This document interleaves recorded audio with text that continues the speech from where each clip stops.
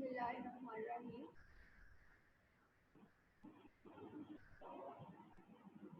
जी students, अगर आपको आवाज़ आ रही है तो चैट में ओके लिखें।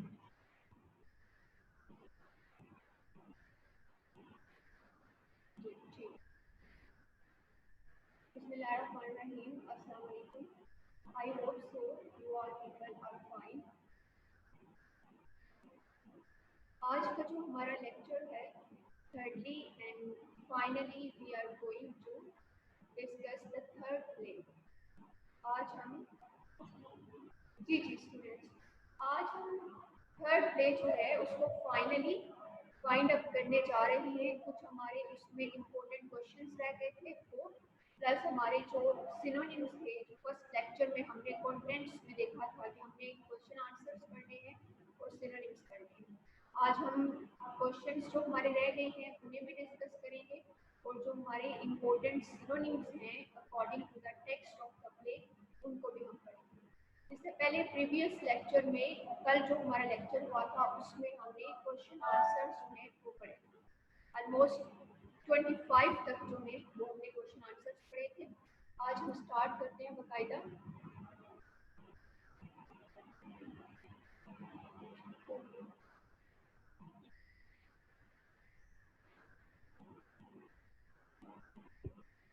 जी तो स्टूडेंट्स, क्वेश्चन नंबर 6 है हमारा 26।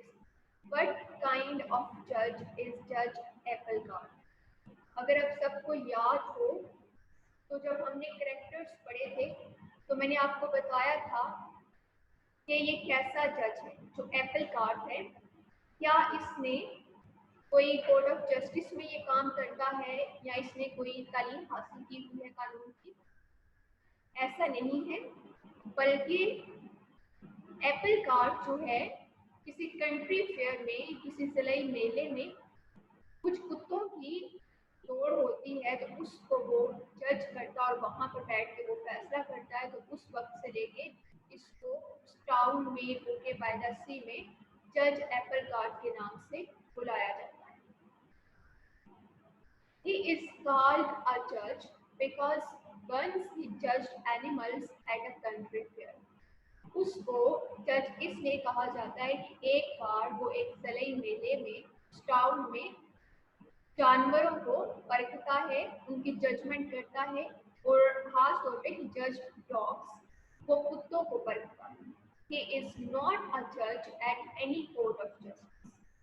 हमें ये नहीं बताया गया कि वो किसी कोर्ट ऑफ जस्टिस, किसी अदालत में जज है, बल्कि अगर वो जज एप्पल कार्ड के नाम से बुलाया जाता है तो उसकी वजह क्या है कि किसी कंट्री फेयर में ही जस्ट जज द डॉग्स, वो कुत्तों को जज करता है, परखता है। तो उस वक्त से लेके इसे जज एप्पल कार्ड के नाम से बुलाया जाता है। Who is Greeley? But does he have a bottle? ग्रेली कौन है और बॉटल जो उसने पकड़ी हुई है उसमें क्या चीज है? तो ग्रेली जो है ये हमने कैरेक्टर्स में पढ़ा था कि वो हैरी का एक दोस्त है। Greely is a boy who brings sea water in a bottle. Greely एक ऐसा लड़का है जो बॉटल में सी वाटर लेकर आता है, समंदर से पानी भर के लाता है। As pearl in the play stands for hope। जैसे आप देखते हैं कि टाइटल से हमें पता चलता है कि the oyster and the pearl, और जो पर्ल बर्ड है ये एक सिंबल ऑफ होप है, ये एक उम्मीद की लामत है। तो सिमिलरली जो बॉटल ग्रिली के पास है वो भी एक सिंबल है। किस चीज का? वो लाइफ की details. The bottle of sea water stands for the details of life that have to be looked for। अब जो बॉटल है और उसमें पानी मौजूद है तो ये सिंबल है कि लाइफ है, life is like a bottle. तो उसके अंदर जो वाटर है वो आपका लाइफ के अंदर मौजूद इवेंट्स और उनकी डिटेल्स हैं जिनको आप लुक फॉर, जिनको आप साथ साथ लेकर चलते हैं या आप दर्जा बदर्जा उन चीज़ों को उनसे गुजरते हुए आप जो है वो अपनी लाइफ गुजारते हैं। who suggests that they should open the oyster. अब जब सब शॉप में मौजूद हैं तो उनमें से कौन ये मशवरा देता है कि आप ऑयस्टर को पहले खोल के देखें कि आइदर इसमें पर्ल मौजूद भी है या नहीं। तो Miss Magchian suggest opening the oyster, और यहीं पर एक कॉन्फ्लिक्ट भी रेज होता है मिस मैगचियन में और हैरी में, क्योंकि हैरी ये सोचता है कि ऑयस्टर में अगर पर्ल नहीं भी है तब भी इसे खोल के नहीं देखा जाना चाहिए, बल्कि ये रकम जो है क्ले को मिल जानी चाहिए, वो अपने बाप को घर वापस लेकर आ सके। जबकि जो मिस मैगचियन है वो क्ले को कहती है कि तुम हैरी को ये कहती है कि क्ले को तुम झूठी उम्मीद मत दिलाओ, पहले इस ऑयस्टर को खोल के देख लो कि इसमें पर्ल मौजूद भी है या नहीं है। लिहाजा मिस मैगचियन जो है वो ये सजेस्ट करती हैं कि आप ऑयस्टर को खोल के चेक करें। Why do they want Ozek to come? अब वो सब लोग क्यों चाहते हैं कि वहां पर ओज़ैक जो कि हैरी का एक दोस्त है उसको बुलाया जाए। और अगर हम प्रोफेशन के हवाले से देखें तो जो ओज़ैक है वो एक ऐसा बंदा है जो वॉचेस को, क्लॉक्स वगैरह को रिपेयर करता है, उनकी मरम्मत करता है और मिसाइल्स को, आर्टिफिशियल ज्वेलरी को बेचता है और मुनाफा हासिल करता है। वहां पर सब इसलिए चाहते हैं कि वो जैक आए क्योंकि वो जैक का ये काम है, लिहाजा वो कहते हैं कि वो जैक ही है जो ऑयस्टर को ओपन करके हमें दिखाएगा कि इसमें पर्ल है या नहीं। सो दे वांट वो Jack to come to open the oyster. लिहाजा वो ये सब चाहते हैं कि वहां पर वो जैक आए ताकि ऑयस्टर को खोले और देखे कि उसमें मोती है या नहीं है। क्वेश्चन नंबर 30 हमारे पास है, how does Harry describe the inhabitants of okay by the sea. Harry जो कि एक बार्बर है और हमारा सेंट्रल कैरेक्टर है, वो किन अल्फाज में ओके बाय द सी के इनहैबिटेंट्स को, रिहायशियों को बयान करता है कि वो किस सॉर्ट के, किस काइंड के लोग हैं या उनका तर्ज जिंदगी जो है वो किस तरह का है। Harry says that they are very poor. Harry जब डिस्क्रिप्शन देता है इनहैबिटेंट्स की तो ये कहता है कि ये लोग काफी गरीब हैं। Some people get jobs for a couple of months, और ऐसा नहीं होता कि थ्रू आउट लाइफ पीरियड उनके पास नौकरियां मौजूद हों, बल्कि उनमें से कुछ लोग इस तरह के भी हैं जो चंद महीनों तक नौकरी करते हैं और उसके बाद जो है वो उनकी जॉब या उनकी मुलाजमत जो है वो खत्म हो जाती है। सम गेट पेंशंस, अब उनमें से कुछ लोग ऐसे भी होते हैं जो काम कर चुके होते हैं और अब उनकी पेंशंस होती हैं। Every family has a garden, हर जो खानदान है उसका एक बागीचा भी है, एंड अ फ्यू चिकन्स, और मुर्गियां भी रखते हैं वो लोग अपने बागों में, बागीचों में।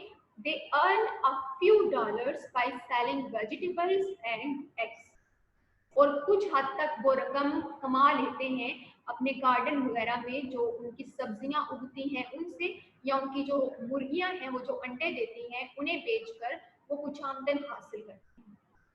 अब अगर आपसे ये कहा जाए कि इस डिस्क्रिप्शन से आपने क्या नतीजा हासिल किया है, तो सिंपली हमें पता चलता है कि they are very much poor people, वो काफ़ी गरीब टाउन है ओके बाय द सी, और एडवांसमेंट भी नहीं है।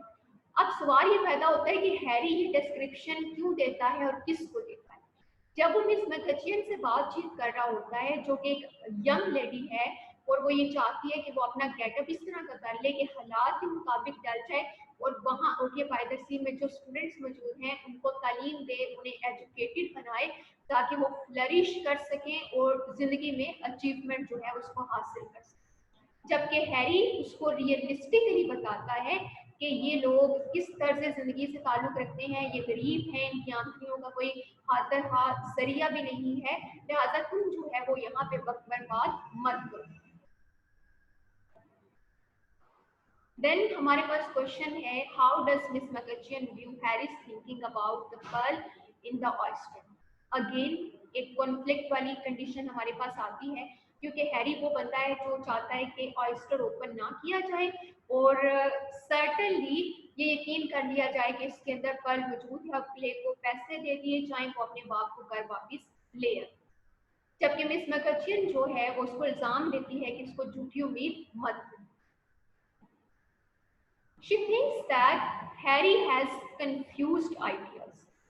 मिस मैकचियन ये सोचती है कि हैरी के जो नजरियात या ख्यालात हैं वो काफी गंभीर हैं, वो खुद अपनी पर्सनैलिटी के अंदर कंफ्यूज है। She thinks that he is playing a trick on clay. वो ये भी सोचती है कि शायद ये क्ले पे कोई चालाकी खेल रहा है। हाउ एवर लेटर, ताहम कुछ वक्त बाद, she comes to know that Harry wants to help Clay with money. लेकिन हालात को देखने के बाद कुछ अंदाजा होता है उसे कि भाई हैरी जो है वो गलत इंटेंशंस वाला इंसान नहीं है, बल्कि ये वाकई ही क्ले की मदद करना चाहता है। Why does the judge think that Miss McCutcheon will not last as a teacher? अब जो जज एप्पल कार्ट है वो ये क्यों सोचता है कि मिस मैकचियन जो है वो ओके बाय द सी में एक उस्ताद की हैसियत से काफी अरसे तक नहीं अपनी खिदमत सर अंजाम दे सकेगी। What kind of teacher does he think is needed, और मजीद वो क्या सोचता है कि किस तरह की उस्तानी जो है वो यहाँ पर हमारे बच्चों के लिए मौजूद होनी चाहिए या उन्हें जरूरत है। So he says that Miss McCutcheon will not stay a month in the school as she is very pretty. लिहाजा वो ये कहता है कि मिस मैकचियन जो है वो एक महीने से ज्यादा यहाँ पर या एक महीने तक भी यहाँ पर क़याम नहीं कर सकेगी, वो यहाँ से चली जाएगी। क्यों? क्योंकि वो बहुत खूबसूरत है। फर्दर वो क्या सोचता है उसके बारे में, he says that their school needs some cruel old woman instead of a bathing beauty like her. उसकी ये सोच है कि हमारे जो स्कूल्स हैं उन्हें एक सहज गुस्से वाली बूढ़ी उस्तानी या बूढ़ी औरत चाहिए एक टीचर की हैसियत से, बजाय इसके कि आप वहाँ पे कोई हसीन तो शेजा जो है वो लाकर खड़ी कर दें, क्योंकि जो स्टूडेंट्स हैं वो काफ़ी बिगड़े हुए हैं और वो उसको सीरियस नहीं लेंगे और उनका वक्त बर्बाद होगा, और जो मिस मैकचियन है उसका भी यहाँ पे वक्त जो है उसका ज़्या होगा। लिहाजा उसको चाहिए कि वो यहाँ से मूव कर जाए। अब यही सारे वो हालात होते हैं जो मिस मैकचियन को कंपेल करते हैं, उसको मजबूर करते हैं कि वो एक पुडल हेयर कट दे खुद को और स्ट्रिक्ट जो है वो नजर आए, ताकि तमाम तर स्टूडेंट्स उसको सीरियस लें और अपनी पढ़ाई पर गौर करना शुरू कर दें। What is Apple cards complaint about the sea? जो जज एप्पल कार्ड है समंदर के मुतालिक उसकी क्या शिकायत है? क्योंकि ये सारा जो प्ले है ये ओके बाय द सी के इनहैबिटेंट्स के मुतालिक है, और स्पेसिफिकली ये बार्बर जो हैरी है उसकी शॉप के अंदर हो रहा है। लिहाजा हमें साइड बाय साइड तमाम पर कैरेक्टर्स के व्यूज के मुतालिक पता चलता जाए।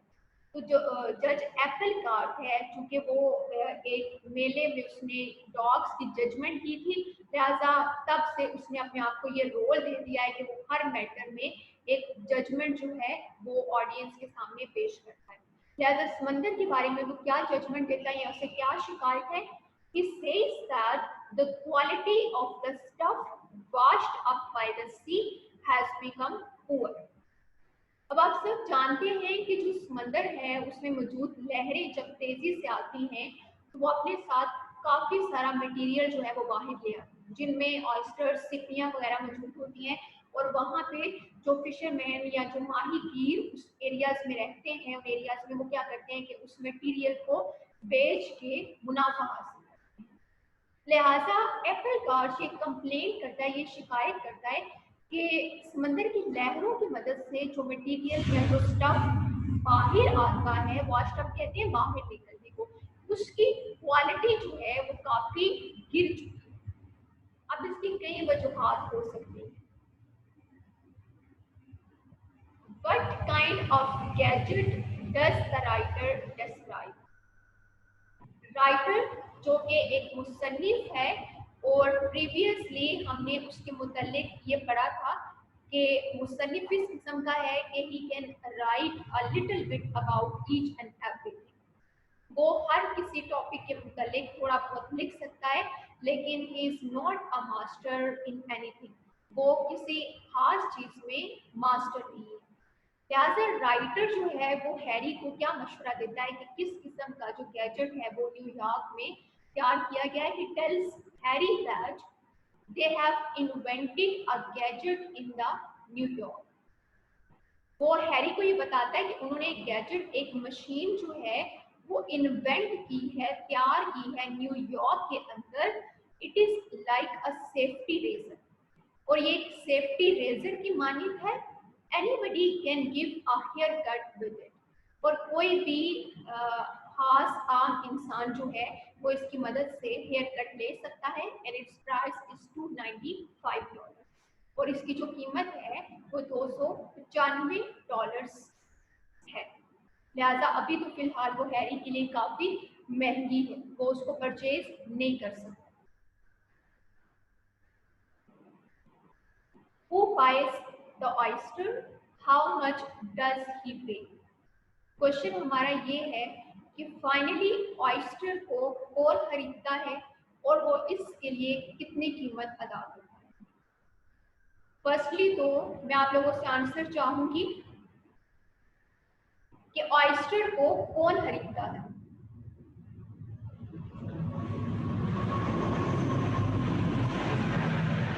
Who buys the oyster? How much does he pay? ठीक है, good. ऑयस्टर को खरीदने वाला राइटर है, मुसन्निफ है, और वो कितनी कीमत अदा करता है उसके लिए। If anybody tell me.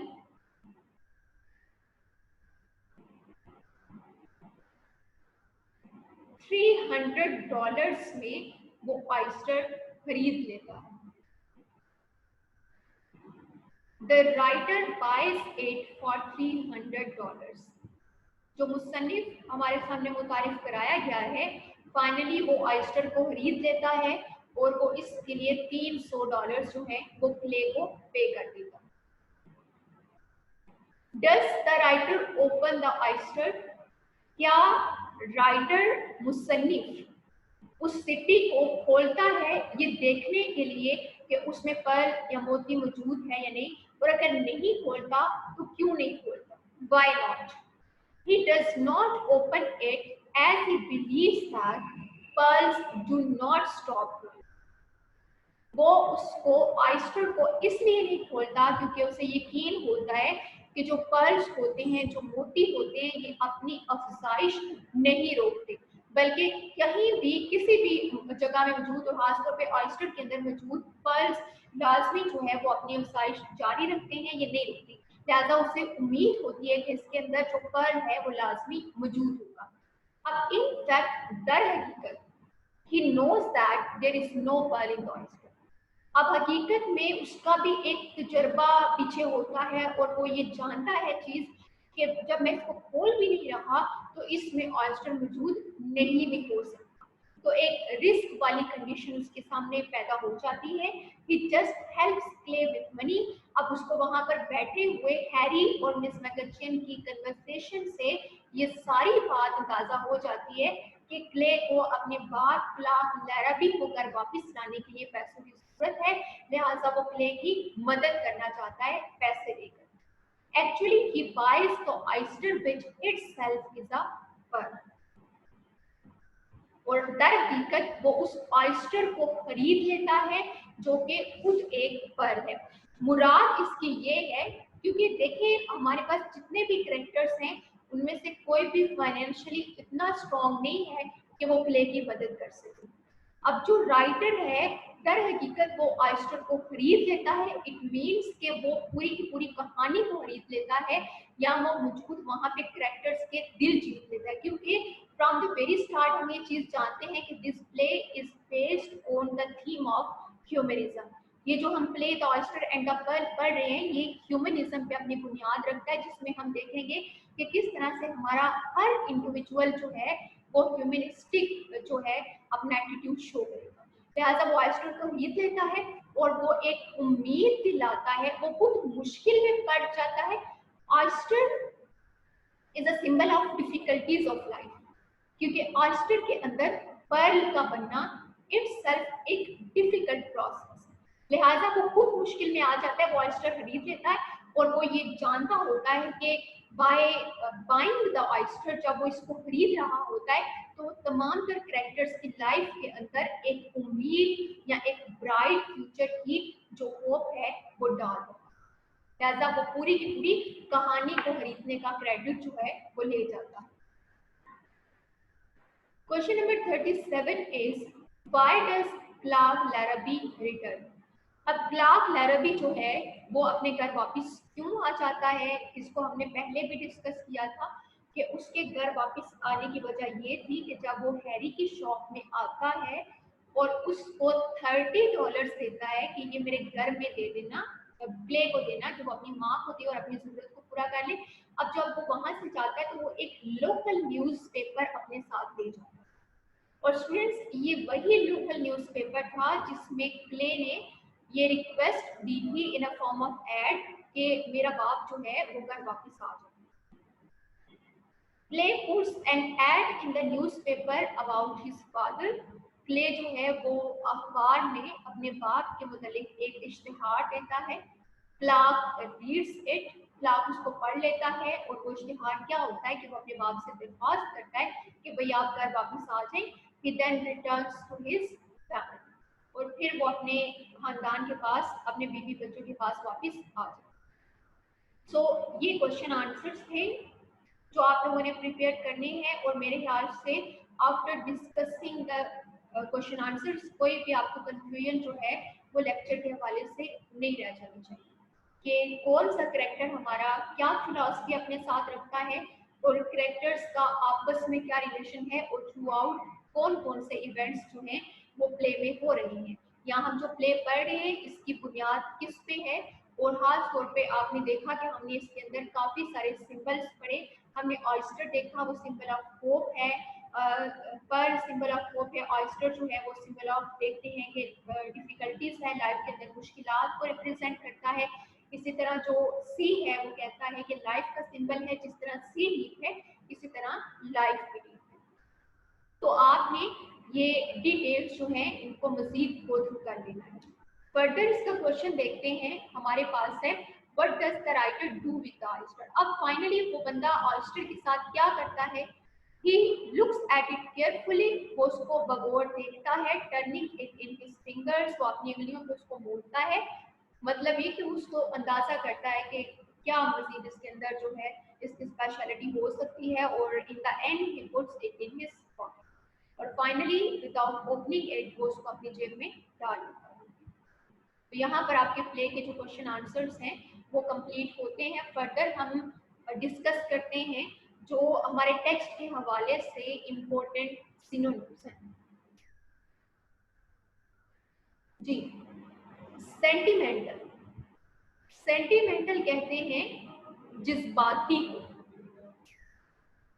और इसके लिए हमारे पास जो सिनोनिम्स हैं इमोशनल, पैशनेट और टेंडर। इमोशनल जज्बाती को कहते हैं, पैशनेट भी एक ऐसा इंसान होता है जो अपने अंदर फीलिंग्स का एक फ्लो रखता है, और टेंडर कहते हैं सॉफ्ट को नर्म। ठीक है, अगर आपके पास सेंटिमेंटल जो है आता है तो उसके लिए आपके पास जो सूटेबल सिनोनिम्स हैं वो इमोशनल, पैशनेट और टेंडर। डेमोन्स्ट्रेट्स, डेमोन्स्ट्रेट्स कहते हैं किसी चीज का मुजाहिरा करना, दिखाना। शोज, डिस्प्ले और प्रेजेंट। शोज दिखाना, डिस्प्ले आप ये भी कह सकते हैं दिखाना, जाहिर करना, और प्रेजेंट भी पेश करने को कहते हैं। लिहाजा डेमोन्स्ट्रेट्स के लिए सिनोनिम्स है हमारे पास शोज, डिस्प्ले और present. Eminently, high, highly, remarkably, notably, ऐसी चीज जो डिस्टिंग्विश्ड हो, हाई हो या बाकी जो चीजें हैं उनमें एक नुमाया हैसियत रखती हो। Eminently, highly, remarkably and notably. Odd, odd कहते हैं अजीब को, स्ट्रेंज को। इसके लिए आपके पास वर्ड्स हैं एरेटिक, क्वेंट। क्वेंट और एरेटिक भी, क्वेंट को कहते हैं अजीब को, ऐसी चीज that is unable to understand और I think that is unable to comprehend. एक ऐसी चीज जिसको समझना जो है वो मुमकिन नहीं है। एस्टैब्लिश कहते हैं कायम करने को, ब्रिंग इन, वजूद में लेकर आना, क्रिएट या फाउंड, किसी चीज को तलाश करना, उसको जनरेट करना, प्रोड्यूस करना या एस्टैब्लिश करना, कायम करना। So establish and here are the synonyms, bring in, create and found. Crowded कहते हैं भरा हुआ होने को, हजूम, packed, congested and swarming. Swarming भी एक हुजम को कहते हैं, काफी ज्यादा तादाद में किसी चीज का मौजूद होना। एक्सप्रेस जाहिर करना, इंडिकेट भी जाहिर करने को, निशानदही करने को कहते हैं। और वॉइस किसी चीज को एक्सप्रेस करना, जाहिर करना। अटर भी किसी चीज को बोलना या जाहिर करना, कहना किसी चीज। Express, indicate, voice, utter. Odds and ends कहते हैं a very small part of something. Bits बहुत छोटा और स्मॉल पार्ट ऑफ समथिंग किसी चीज का बहुत थोड़ा हिस्सा। ओड्स एंड एंड्स बकिया किसी चीज का, कोई ज्यादा आपके पास क्वांटिटी में चीज रह गई है, इस्तेमाल हो गई है, तो उसका जो हिस्सा बाकी बच गया है वो थोड़ी क्वांटिटी में, that is called odds and ends. और ओड्स एंड एंड्स के लिए हमारे पास सिनोनिम्स हैं bits and small part of something. Junk कहते हैं गंदगी को, रबिश, वेरी डर्टी और सॉडिक। मैरीमेंट हैप्पीनेस को कहते हैं, खुशी को, जॉय, मिर्थ और चीयर। मिर्थ भी हैप्पीनेस को कहते हैं, खुशी को कहते हैं। सिम्फनी कहते हैं धुन को। म्यूजिकली आप जब किसी चीज के लिए धुन क्रिएट करें, इंस्ट्रूमेंटल हार्मनी और म्यूजिक, गिटार वगैरह पे या आप कोई अदर म्यूजिकल इंस्ट्रूमेंट है तो उस पे आप एक हार्मनी, एक धुन जो है वो किसी चीज के लिए, किसी नज़म के लिए, किसी पोएम के लिए या किसी गजल के लिए, जब आप पढ़ते साथ या आप जब गाना गा रहे होते हैं तो साथ जो हमारे साथ एक म्यूजिक होता है उसको कहते हैं। तो इसके लिए हमारे पास सूटेबल वर्ड्स हैं इंस्ट्रूमेंटल, हार्मनी और music. Then sound, voices, tone,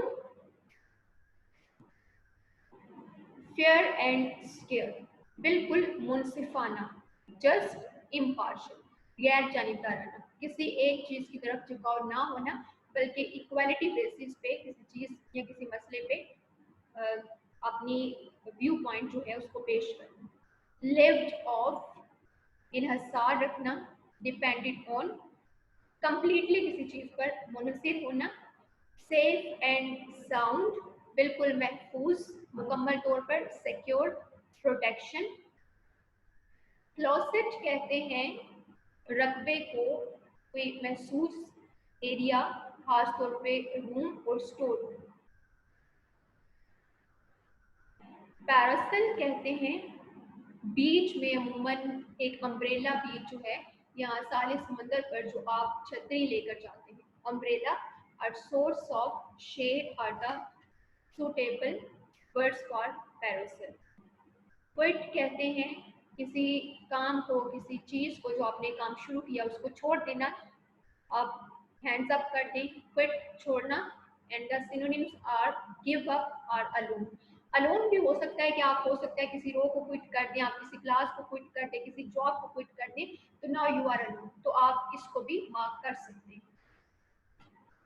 take his time और टेक योर टाइम मीन्स आप रिलैक्स करें, काम हो, आप बिल्कुल पुरसकून हो जाए। अनरूली कहते हैं वहशियाना या ऐसा इंसान जो डिसिप्लिन को फॉलो नहीं करता। वाइल्ड, जंगली और डिसोबीडियंट, गैर फर्माबरदार। सो ये मिस मैकचियन के जो स्टूडेंट्स थे वो उन्हें ये टाइटल देती है कि they are unruly. Older, voice, sage, sage भी बहुत ज़्यादा अक्लमंदी को कहते हैं। एलिजिबल कहते हैं अहलियत रखना, किसी काम या किसी कारोबार के लिए अहल होना, क्वालिफाइड और सूटेबल। नाइटमेयर एक बुरा ख्वाब, बैड ड्रीम और ड्रेड, नहायती मोहलिक, खतरनाक। रूडनेस, रूखापन, डिसरिस्पेक्ट और ब्लंटनेस, ब्लंटनेस पे कहते हैं बड़ी बदतमीजी के साथ किसी से पेश आना। इमिटेशन कहते हैं कॉपी को, किसी चीज को आप कॉपी करें, उसकी नकल करें। आर्टिफिशियल, क्योंकि जो आर्टिफिशियल है ये भी कॉपी ही होता है, ये ओरिजिनल चीज का आप कहने के आर्टिफिशियल क्या है, ओरिजिनल की कॉपी होती है। असॉर्टमेंट कहते हैं किसी सेटलमेंट को, किसी चीज का मुनक्किद होना, आपका इंतहा। सेट और सिलेक्शन। देन हमारे पास वर्ड है पोकिंग अराउंड। पोकिंग अराउंड आपका वैल्यूएबल, सर्च करना, तलाश करना किसी चीज के लिए। टू लुक अराउंड, इर्द गिर्द के माहौल से आपका रेलिवेंट पॉइंट्स जो है वो इकट्ठे करना। Next to nothing, small quantity और नो बिग डील।